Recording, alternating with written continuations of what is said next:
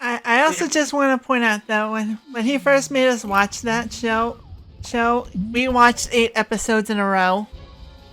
Yeah, Yes. usually we stop at like 3 or 4, but we went 8. Yeah, you really wanted to Yes. show us that Clara Focus episode. Yeah, 'cause it's episode 8, and that's where I feel like the show just well, like the show kind of picks up in the beginning, but it's like it's got a huge cast of characters, and a lot of them don't Mhm. get introduced properly right away. It's one of those kind of things. Yes. Like I had to basically like have like for context, my second favorite character in the show introduced early You cut out, by the Mhm. way. Yeah, you did. until near the end of season 1. Ah, yes. Oh yeah. So it's like, okay, trust me, this girl here is my second favorite, but it might not seem like she's doing much, but trust me. Mhm. Yeah, we're doing one of these flashback levels again. Oh yeah. I mean, might as well, Imagine. complete this world so we Imagine- never have to go back to this terrible place. Yay! Ew, gross, this place. Ew. Last level in Skylands. Oh, yep. It's also been a while since we actually did one of these. Mhm. Oh, yeah. Oh, it's Like, gonna be a forget short they one because there's exist. only 5. I'm also just curious how did Enter know about the show? Because I don't I really have know no much about. idea. So, I have no idea how he discovered it. He discovered it way before I even heard about it. I know he is a big, one thing I do know about Enter with talking to him is that he is essentially a big media preservationist.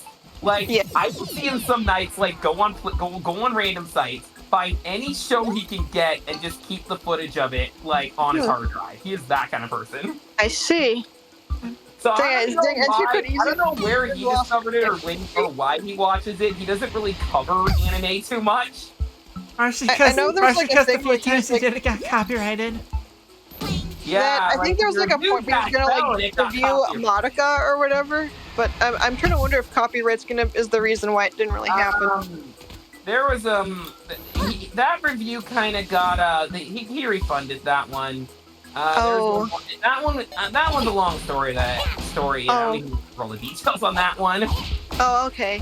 And let's see here. I know for a while that he said he was gonna review I My Me Strawberry Eggs, but never did.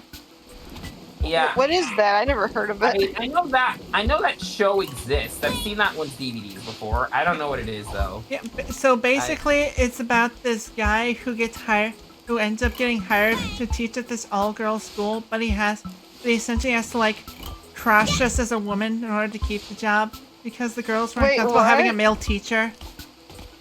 Oh, okay. But it ends up turning into a transgender story because the guy apparently likes dressing as a woman. Okay. What a it starts twist! off as a gag anime, and then it turns into Trans Awakening. I almost thought it was gonna be like that one '80s sitcom with like Tom Hanks and this other guy having to like dress and drag to be in this all women's apartment building. Yeah, I thought it was gonna be like that, but wow.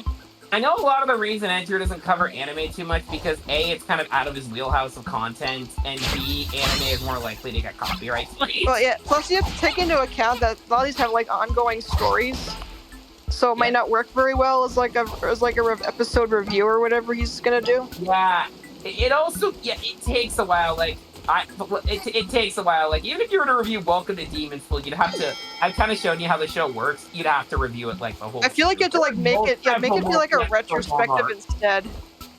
Yeah, the better as a retrospective. There are several multi-episode long arcs.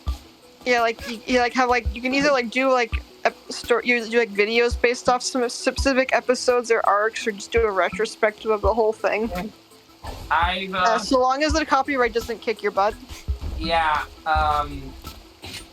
See, like, when I was watching the show, like, Welcome to Demon School, I do mention this in my, I do kind of slightly allude to this, I guess, in the Mario Milli Vanilli video. Unintentionally. I was hyper fixating on how very unique and uniquely designed a lot of the show's background characters are. Like, it really takes advantage on being a school full of monster demons. Like, having the craziest designs. Right? Like, there's no continuity with some of these designs, and I love it for it. I think another joke character for us is the bowling pin. Oh yeah, her. And I keep Dosa, I think, at Dosa. Yeah, Dosa. Where she's a side character essentially but she's the more interesting of the side characters, where she's sort of in that typical group of boy crazy girls whose personality is essentially just boys. But she ends up being the most interesting of it because she kind of tries to be the fan servicey anime flirty girl, but it ends up working because her design is like the most non-fan servicey thing ever. Yeah, I remember future editing me, make sure sure that you add in a picture of her. I just remember thinking she was like Mike and Celia's kid. Yeah, exactly. Yeah, you said that and I couldn't unsee it. Especially since she's also a Cyclops. But I mentioned before the side character I got attached to was Eiko because I don't know what it is. I always did kind of like the sort of, it's like the obsessive fan admirer character, which is a very easy character to get really creepy, as I've probably shown in like a certain Kirby video. But he ends up working because she never really crosses into creepy territory. Also, she usually fails to even see Iruma anyway, so... Yeah, that's what we've noticed with Welcome to Demon School is there's a lot of tropes that you would very normally hate, but they end up being done so well. They end up being done so well. Like in the first episode, Iruma, Asmodeus is introduced right away, and you're expecting him to be that kind of, stuck-up, rich Draco Malfoy type. But he ends up just serving Iruma and becoming his best friend the whole time. Yeah. You think he's gonna be a douche, but he's actually the biggest goober of the bunch. Yeah, and then similarly to Sabro, you think he's gonna be the jerk jock, but he's like, "Yeah, I'm my friendly rival," the whole time. Yeah, he's like, "You saved my life. You're my friend now." Yeah. Even Clara's another easy character to screw up because she's the kind of wild card character that can easily annoy people, but she ends up having a lot more intrigue and depth right in her first appearance. Yeah.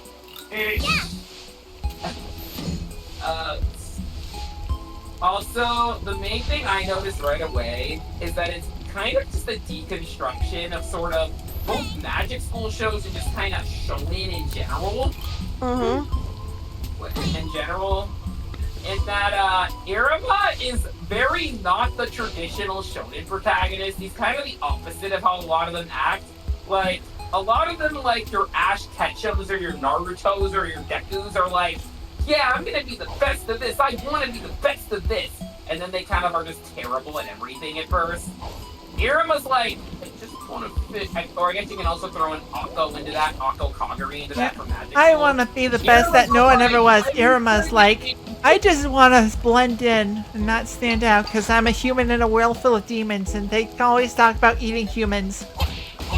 And then, and then essentially the entire school is like, "Wow, Iruma, you're amazing! You're amazing!" Maybe someday we'll do a video on that show. Oh yeah. See, so for context, I found this one anime called Little Snow Fairy Sugar once, and I haven't seen all the show. I think I've seen maybe half of it. But when I was watching it, I quickly learned that the main girl in that, low-key is just sick of everyone, but everyone just is so sympathetic for her, and it's like, you're empathetic to her, but it came a joke where me and my sister were like, "Son, I just did this thing! You're amazing!" And I was like, it became that catch-all meme, and then when I watched Demon School, I just started... Keep in mind, I am in a cult of people who don't even know about that meme, and I'm spouting that joke out like they know it because it applied so well there. They're just imagine them being like, what the heck is that? Yeah, and one of them is just like, I like how you're just throwing this, and I'm like, inside joke. I mean, why wouldn't they find it funny? It fits in the show so well.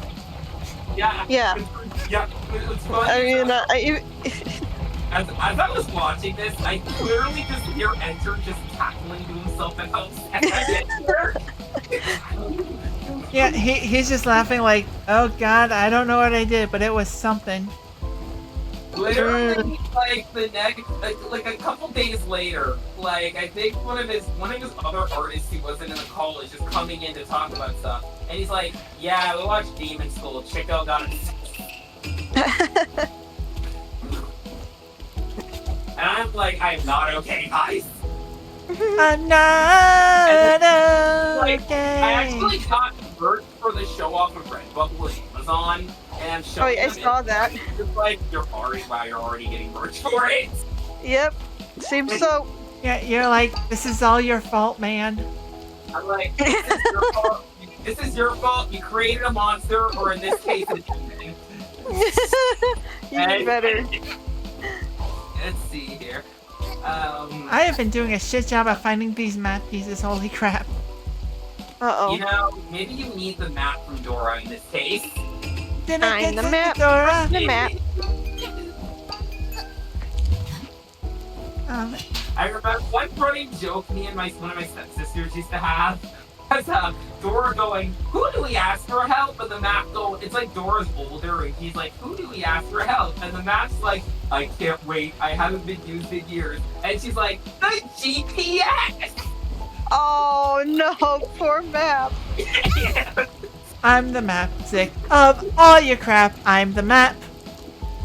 Yeah. Fuck it. I just want to get this done and over with. All I care about are the timepieces at this point. Wee. Yeah, wait, I'm the GPS. I will take you on the most ridiculous back road possible to get to a location because it's supposedly the fastest route. Apparently. I think the GPS messed up with my dad once because we were basically going in circles for a while.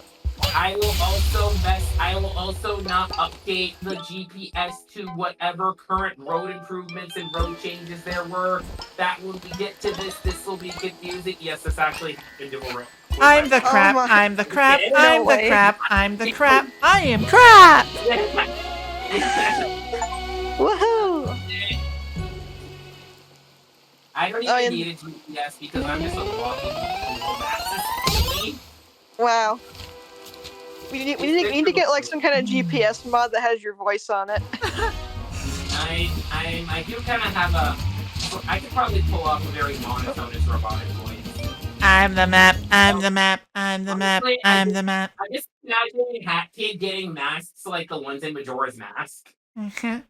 She just turns into different creatures. Imagine what would happen if she got the Keaton mask from Zelda. I don't even know what that is. It's basically the Keaton mask is a mask in Zelda. It doesn't actually do anything. It just looks like Pikachu. That whole thing is That yeah, one. that thing. and it's shown to be very popular with the kids in the villages. Oh, It's wow. a reference to Pokemon.